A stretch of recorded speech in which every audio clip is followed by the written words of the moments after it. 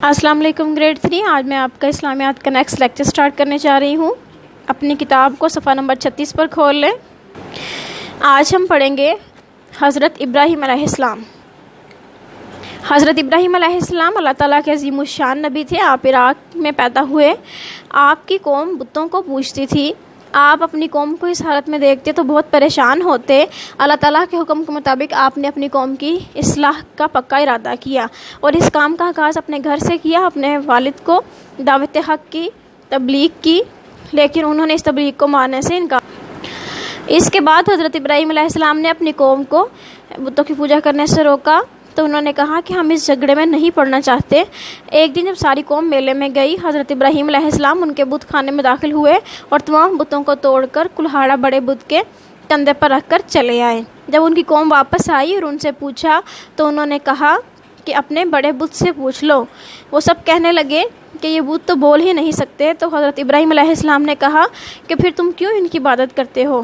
انہوں نے بتوں کو تو نہیں چھوڑا، لیکن حضرت ابراہیم علیہ السلام سے بتوں کو توڑنے کا بدلہ لینے کا فیصلہ کیا۔ اس مقصد کے لیے انہوں نے آگ جلائی اور حضرت ابراہیم علیہ السلام کو آگ میں ڈال دیا۔ اللہ تعالیٰ کے حکم سے وہ آگ حضرت ابراہیم علیہ السلام کے لیے ٹھنڈی ہو گئی اور ان کو کوئی نقصان نہیں پہنچا۔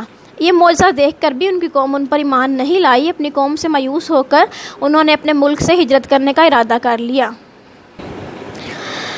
ہجرت کے سفر میں حضرت ابراہیم علیہ السلام فلسطین اور مصر گئے اور وہاں سے کنعان آئے۔ آپ کے بیٹے حضرت اسماعیل علیہ السلام ابھی شیرخوار بچے تھے کہ اللہ تعالیٰ نے حکم دیا کہ اپنے بیٹے اور ان کی ماں حضرت ہاجرہ کو ملک عرب چھوڑ آئے، جہاں اس وقت کوئی آبادی نہ تھی۔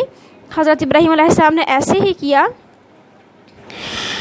جب حضرت اسماعیل علیہ السلام بھوک اور پیاس سے رو رہے تھے تو حضرت ہاجرہ پریشانی کے عالم میں کبھی صفا پہاڑی پر کھڑی ہو کر نظر دوڑاتی، اگر کوئی قافلہ آتا ہوا دکھائی دے تو ان سے پینے کا پانی لے، اور کبھی مروہ پہاڑی کی طرف جاتی۔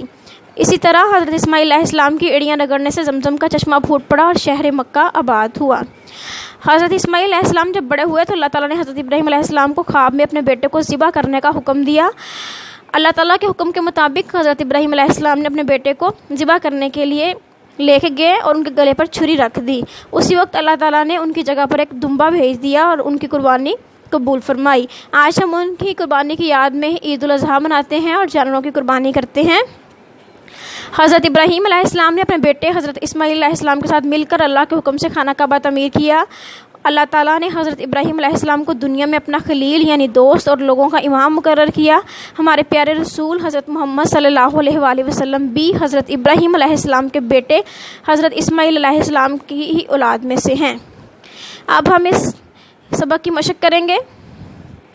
حضرت درست جواب کے گرد دائرہ لگائیے۔ حضرت ابراہیم علیہ السلام پیدا ہوئے، تین آپشن ہیں، عراق میں، ایران میں، شام میں۔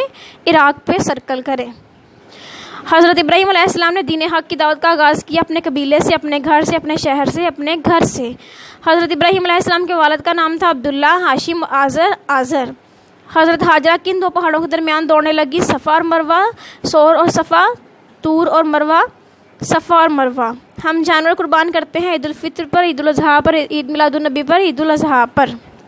اس کے آگے ہیں سوالات کے جوابات۔ حضرت ابراہیم علیہ السلام کون تھے؟ اللہ کے نبی تھے۔ حضرت ابراہیم علیہ السلام نے اپنی قوم کو دین کی دعوت دی تو انہوں نے کیا کہا؟ انہوں نے کہا ہم اس جھگڑے میں نہیں پڑنا چاہتے۔ حضرت ابراہیم علیہ السلام کو آگ میں کیوں ڈالا گیا؟ بتوں کو توڑنے کا بدلہ لینے کے لیے۔ اللہ تعالیٰ نے حضرت ابراہیم علیہ السلام کو اپنے بیٹے کے متعلق کیا حکم دیا؟ ان کو ملک عرب چھوڑ آئے۔ ہم عید الاضحیٰ کیوں مناتے ہیں؟ حضرت ابراہیم علیہ السلام کی قربانی کی یاد میں۔ خانہ کعبہ کی تعمیر کس نے کی؟ حضرت ابراہیم علیہ السلام اور حضرت اسماعیل علیہ السلام نے۔